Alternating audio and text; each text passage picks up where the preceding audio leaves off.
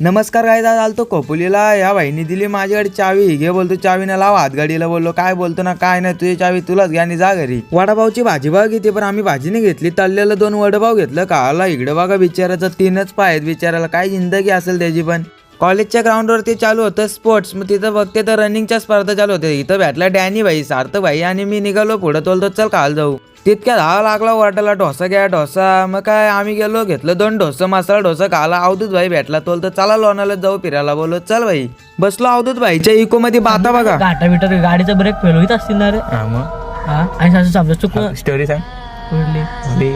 BMW ची आधी सांगितली आयशीला आली तर आणि समजा आयशीला आली समजा पण काय विषय होणार नाही कारण आपण एकदम लेंदीला असू टर्न बिनला नसू तर आपण तिथनं परत पुढे जाऊ नंतर आपण डायरेक्ट सगळं काय होईल आपण एकदम ह्याचं रोडला येऊ एकदम असं आपल्याला वाटतं आपण कुठल्या रोडला घालतो आणि समजा आपण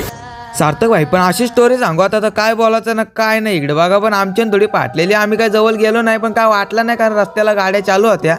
पण खरंच जवळून बघण्यात काय वेगळीच भीती वाटते त्यात काय वादच नाही म्हणा कारण तिथे घडलेल्या घटना त्या वेगळ्याच आहेत काहीतरी आपल्याला माहित नाही पूर्ण। लोणावळ्यामधली माकडा बघा कशी खेळतात एकमेकांची बारीक पिल्लांसोबत खेळतात ह्या इकडचा व्ह्यू बघा एक्स्ट्रीम लेवल व्ह्यू लय भारी वाटत होतं इकडं। नंतर आलो आपल्या कालापूरमधील लोणावळ्यातनं डायरेक्ट हा बघा डॉन आणलेला नवीन भोका होता व्हिडिओ काढायला घेतला आणि पळाला तर असा होता आजचा ब्लॉग बाय गाईज।